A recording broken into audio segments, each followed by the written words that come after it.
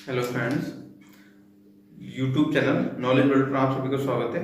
मैं रवि कुमार आज class 12 physics का चैप्टर 2 का एक टॉपिक लेकर आया हूँ।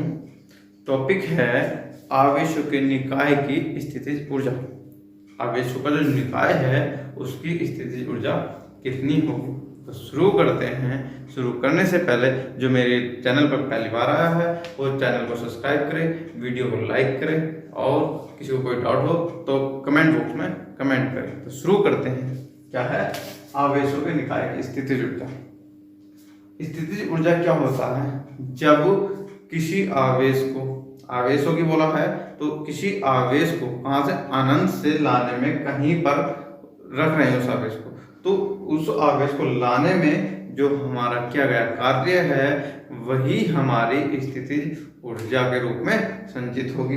तो मान लेते हैं पहला पॉइंट है दो आवेशों की। क्या है? पहला पॉइंट है दो आवेशों की, आवेशों के निकाय की स्थितिज ऊर्जा, निकाय की स्थितिज ऊर्जा,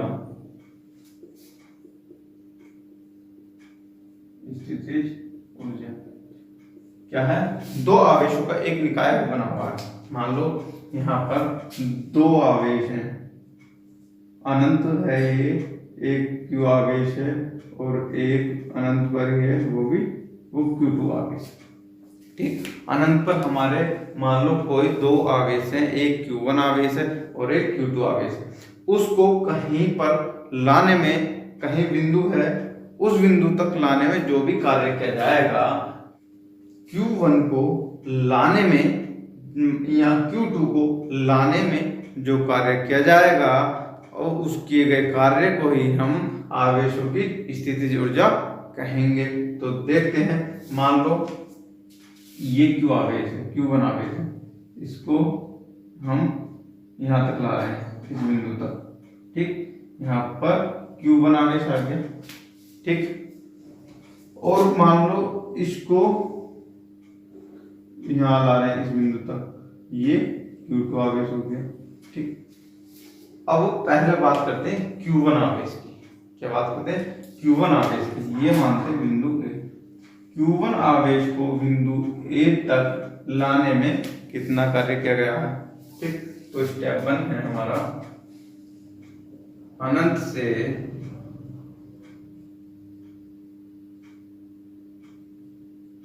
Q1 आवेश को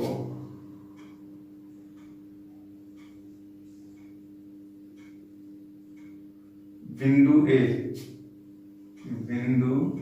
A तक लाने में किया गया कार्य, क्या हुआ क्या गया कार्य? मान लो क्या होता है कार्य, W बराबर क्या होता है, विभव गुणा आवेश, विभव गुणा आवेश होगा। अब हमने देखा Q1 को बिंदु A तक ला रहे हैं, पर बिंदु A पर कोई भी आवेश नहीं है। जब आवेश नहीं है तो यहाँ पर विद्युत विभव भी कुछ नहीं होगा, क्योंकि आवेश तो हम बाद में लाए। अब बिंदु A पर Q1 आवेश तो हो गया, पर यहाँ पर पहले से मौजूद कोई भी विभव नहीं होगा। तो यहाँ पर विभव कितना होगा? इस बिंदु पर 0 होगा। तो हम देखेंगे W बराबर बिंदु A पर विभव, बिंदु A पर विभव गुणा आवेश, आवेश कौन सा आवेश ला रहे हैं? Q1। पर बिंदु A पर जो विभव होगा इसको Q1 मान लेते हैं, W1 मान लेते हैं, क्योंकि Q1 आवेश ला रहे हैं। तो W1 बराबर बिंदु A पर विभव कितना हमारा 0 गुणा Q1।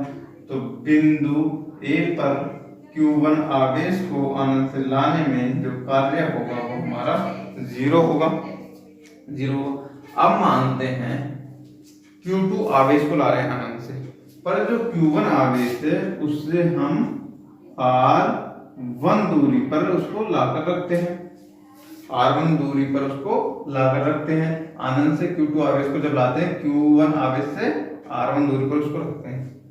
ठीक, अब इस Q2 आवेश को अनंत से बिंदु B, इसको B मान लेंगे, B तक लाने में जो किया गया कार्य है वो कितना होगा। तो देखते हैं किया गया कार्य। Q2 आवेश को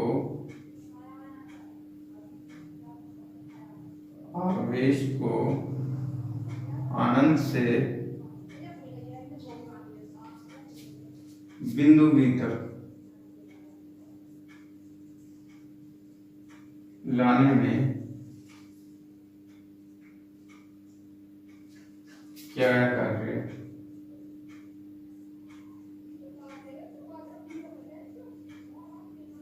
होगा। W बराबर बिंदु B पर आवेश, बिंदु B पर विभव गुणा आवेश। अब देखते हैं बिंदु B पर विभव क्या होगा। हमारे यहाँ पर बिंदु जब A था तो यहाँ पर विभव तो हमारा कोई नहीं था, यहाँ पर विभव जीरो था, क्योंकि यहाँ पर पहले से आवेश कोई नहीं था। Q2 आवेश को बिंदु B पर लाया गया तो Q1 आवेश के कारण इस बिंदु B पर कुछ तो विभव होगा, क्योंकि इस आवेश के कारण बिंदु B पर विभव होगा। अब बिंदु B पर विभव कितना होगा, मैंने एक पहले कराया था। जब बिंदु A से इस पर प्लस Q आवेश है और यहाँ पर बिंदु P है, हम जब विभव निकालते थे बिंदु P पर तो V बराबर आता था 1/4 pi epsilon not Q upon R। जब यहाँ से यहाँ तक की दूरी जो होती थी वो आती थी, मान लो R थी, R आती थी यदि। अब इसी तरीके से विभव बिंदु B पर कितना होगा, W2 मान लेंगे इसको, Q2 आवेश के कारण। तो बिंदु B पर जो विभव होगा वो हमारा होगा 1/4 पाई। मैं यहाँ 1/4 पाई एप्सिलॉन नॉट को K मान लेता हूँ, क्या K मान लेता हूँ। तो क्या हो जाएगा ये K Q किस आवेश के कारण, Q1 के कारण, तो K Q1 अपॉन R12 हो जाएगा इनटू आवेश। कौन सा आवेश को ला रहे हैं हम अनंत से, Q2 आवेश को, Q2 आवेश को ला रहे हैं बिंदु B तक, तो आवेश कितना आ जाएगा Q2। ठीक, तो W2 हो जाएगा हमारे पास K Q1 Q2 upon R12। ठीक, ये हमारे पास Q2 आवेश के कारण किया गया कार्य होगा। अब कुल कार्य कितना होगा दोनों आवेशों को बिंदु A तथा B तक लाने में, वो निकालना होगा हमें। तो कुल कार्य, कुल क्या गया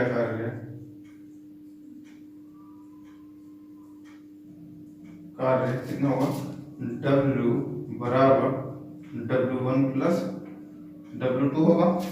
W1 प्लस W2 होगा। W1 हमारे पास कितना है 0 प्लस W2 है हमारे पास K Q1 Q2 upon R12 होगा। ये हमारे पास क्या गया कार्य आ गया, मतलब W बराबर जो आया हमारे पास K Q1 Q2 upon R12, ये हमारे पास क्या गया कार्य हो गया। अब हमने बताया था कि जो Q1 आवेश है Q2 आवेश को अनंत से जब किसी बिंदु तक लाने में जितना क्या गया कार्य होता, वही क्या होता, संचित ऊर्जा, स्थितिज ऊर्जा के रूप में संचित होता। क्या होता, स्थितिज ऊर्जा के रूप में संचित होता। तो यहाँ लिख देंगे हम, अतः किया गया कार्य है, किया गया कार्य स्थितिज ऊर्जा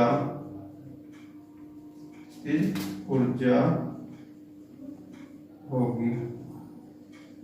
ठीक, तो स्थितिज ऊर्जा U बराबर W, तो U बराबर W K Q1 Q2 upon R12।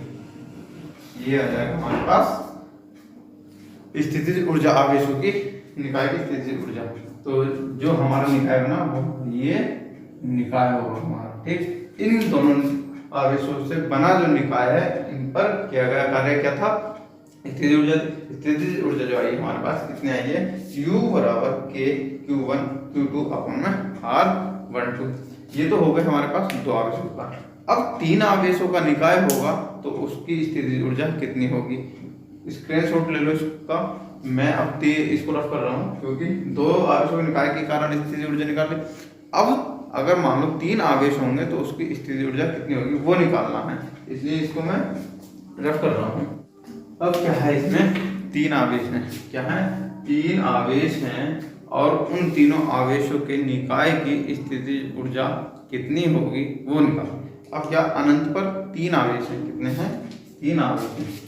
मान लो ये अनंत है, इस अनंत पर तीन आवेश है। एक Q1 है, एक Q2 है और एक Q3 है।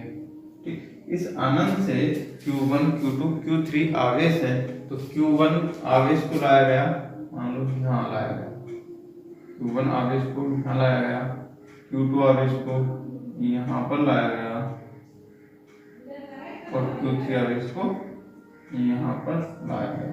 ठीक, अब Q1 आवेश को तो यहाँ पर लाया गया, जब Q2 आवेश को लाया गया तो इसको कहाँ रखा गया, R1 दूरी पर। कहाँ, R1 दूरी पर।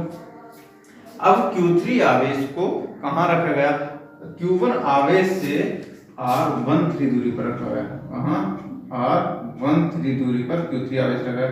अब Q2 आवेश से रखा गया वो R23 दूरी पर, 23 दूरी पर रखा गया। अब इन आवेशों को लाने में कितना कार्य किया गया है वो हमें कार्य निकालना। इन आवेशों को, मान लो ये बिंदु A है, ये B है और ये C बिंदु है। ठीक, अब इन आवेशों को अनंत से जितना भी कार्य किया गया है वही हमारी इस निकाय की स्थितिज ऊर्जा होगी। ये हमारा क्या बना, निकाय बन गया। निकाय जिसको बोलते हैं सिस्टम, एक हमारा सिस्टम बन गया। ये हमारा टारगेट है कि इसकी स्थितिज ऊर्जा कितनी होगी। ठीक, तो शुरू करते हैं।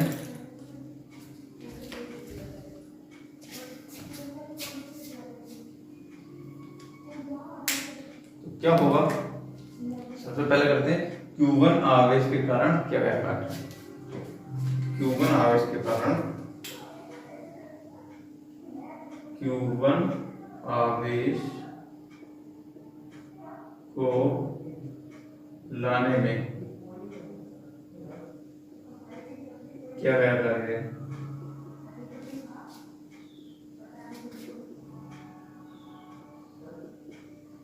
कार्य कितना होगा, W1 होगा। W1 बराबर कितना होगा, विभव, बिंदु A पर विभव, बिंदु A पर विभव गुणा आवेश। कौन सा आवेश ला रहे हैं, Q1 आवेश ला रहे हैं, तो गुणा आवेश। ठीक, बिंदु A पर जो विभव होगा वो कितना होगा, शून्य होगा, क्योंकि यहाँ पर पहले कोई भी मौजूद आवेश नहीं था, इसलिए यहाँ पर क्या हुआ, विभव हमारा जीरो। तो W1 जो आएगा हमारे पास वो कितना आ जाएगा, 0 गुणा Q1, तो आवेश वर्ग आ जाएगा हमारा 0। जो वर्ग किया गया है वो कितना है, 0 किया गया कार्य यहाँ पर 0 है। ठीक, अब Q2 आवेश को लाने में कितना कार्य किया गया है, Q2 आवेश को बिंदु B तक लाने में कितना कार्य किया गया है, तो Q2 आवेश को लाने में किया गया कार्य, किया गया कार्य कितना होगा, W2 बराबर बिंदु B पर विभव गुणा आवेश। ठीक, अब बिंदु B पर विभव कितना होगा, यहाँ पर जब बिंदु A है इस पर आवेश आ चुका हमारा Q1, इस Q1 आवेश के कारण बिंदु B पर कुछ तो विभव होगा, जो विभव होगा वो क्या होगा। अब विभव तो निकाल लेंगे हम, क्योंकि विभव होगा हमारे पास क्या, B बराबर KQ1 अपॉन R12, क्योंकि यहाँ से यहाँ तक की दूरी कितनी है, 12 है और आवेश कितना है, Q1 है। Q1 के कारण बिंदु B पर विभव आ गया हमारा KQ1 अपॉन में R12। ठीक। तो W बराबर W2 बराबर बिंदु B पर विभव आ गया K Q1 अपॉन R12 गुणा आवेश। कौन से आवेश की बात कर रहे हैं? Q2 आवेश की बात कर रहे हैं, क्योंकि Q2 आवेश को हम बिंदु B तक ला रहे हैं। तो आवेश कितना जाएगा? Q2। तो W2 हो जाएगा हमारे पास K Q1 Q2 upon R12। इसको इक्वेशन 2 मान लेंगे, इसको इक्वेशन 1 मान लेंगे। ठीक। अब हमारे पास Q2 आवेश को लाने में जितना कार्य गया वो आ गया, Q1 आवेश को लाने में क्या गया कार्य भी आ गया। अब बात करते हैं Q3 आवेश को लाने में कितना कार्य किया जाना है। ठीक। तो यहां पर लिखेंगे Q3 आवेश को लाने में किया गया कार्य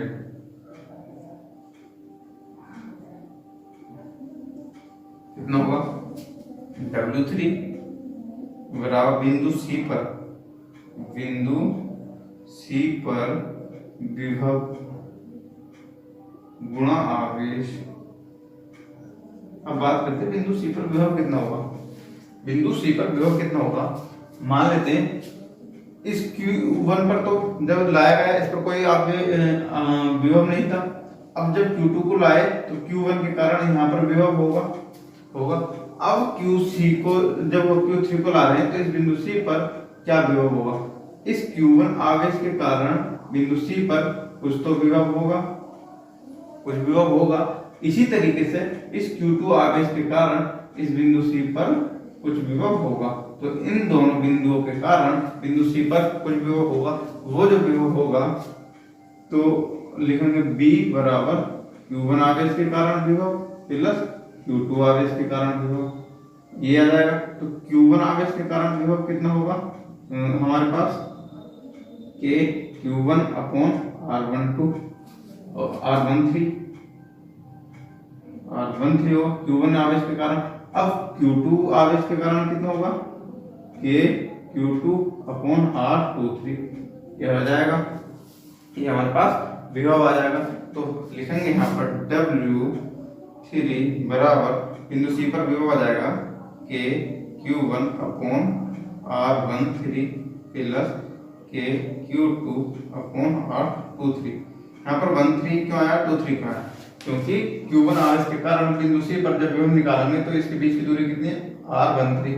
अब वैसे ही इन दोनों बीच की दूरी कितनी है? R23। तो इसलिए हमारा यहाँ पर 23 आया और यहाँ पर 13 आया। ठीक। ये आ गया हमारे पास विभव गुणा आवेश। कौन सा आवेश ला रहे हैं अनंत से? Q3। तो यहाँ पर लिख देंगे Q3। अब इसके अंदर गुणा करेंगे तो W3 आ जाएगा हमारे पास K Q1 Q3 बटे में R13 plus K Q2 Q3 upon R23। इसको इक्वेशन 3 मान लेंगे। ठीक। अब इन तीनों आवेशों को लाने में एक एक का कार्य निकाला, कुल कार्य कितना किया गया है वो निकालना। तो कुल कार्य जो होगा हमारे पास वो होगा कुल कार्य W बराबर W1 plus W2 plus W3 होगा, ये होगा। अब यहाँ पर W1 का मान लगा देंगे, W2 का लगा देंगे, W3 का लगा देंगे इक्वेशन 1 2 3 से। ठीक। तो कितना होगा W बराबर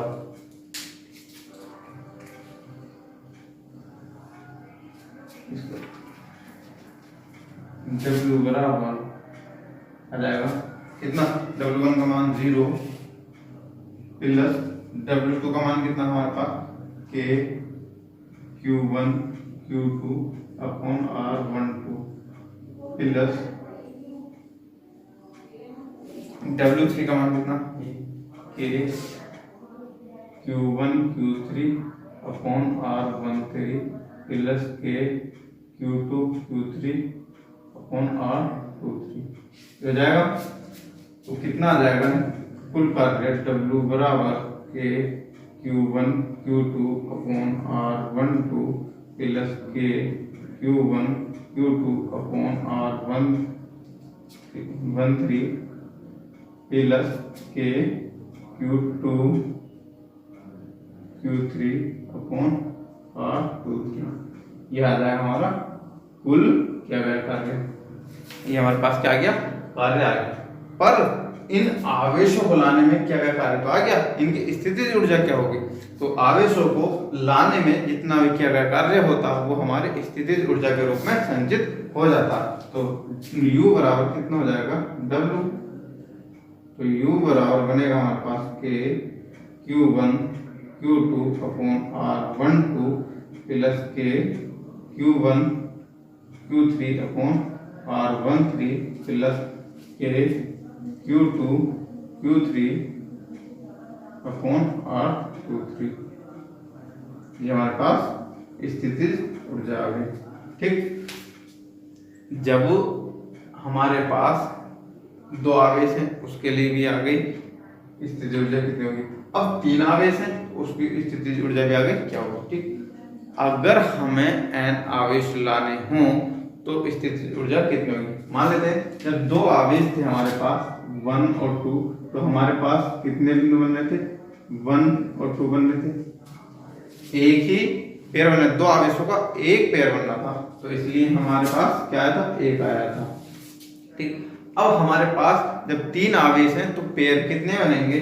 जैसे तीन आवेश हैं 1 2 3, तो पेयर बनेंगे 1 2 2 3 और 3 1। ये तीन पेयर बनेंगे, तीन आवेशों के लिए तीन पेयर आ गए, Q1 2 1 3 2 3। ठीक, तीन पेयर। अब जो ऊपर होगा वही हमारा नीचे आना, इतना समझ में रखना। अब उसने बात करी n आवेशों की, तो n आवेश होंगे तो n पेयर बनेंगे, तो कितना हो जाएगा हमारे पास। अगर मान लो चार आवेश हों तो कितना बनेंगे, 1 2 1 2 1 3 1 4 और 2 1 2 2 1 और 2 3 2 4। ठीक, और 3 4 और 3 4 के बाद कितना बनेगा, 3 1। ठीक, इस तरीके से हमारे पास ये आवेश आ जाएंगे। यहाँ n आवेशों की बात कर रहे हैं, n आवेशों की बात कर रहे हैं, तो हमारे पास जो बनेगा U बराबर वो बन जाएगा सिग्मा के QI QJ अपॉन R के, तो हमारा कांस्टेंट है तो के शुरू में आ जाएगा RIJ। अब ये कहाँ से कहाँ तक है, IJ बराबर 1, n बराबर 1 से IN बराबर इनफाइनाइट तक। ठीक, इस तरीके से आ जाएगा जब n आवेश हो हमारे पास। ठीक, तो ये हमारी स्थितिज ऊर्जा। ठीक, किसी को कोई डाउट हो तो कमेंट बॉक्स में कमेंट करके मुझे बताएं, मैं उसका रिप्लाई करूंगा, उसका डाउट क्लियर करूंगा। वीडियो कैसी लगी उसको कमेंट बॉक्स में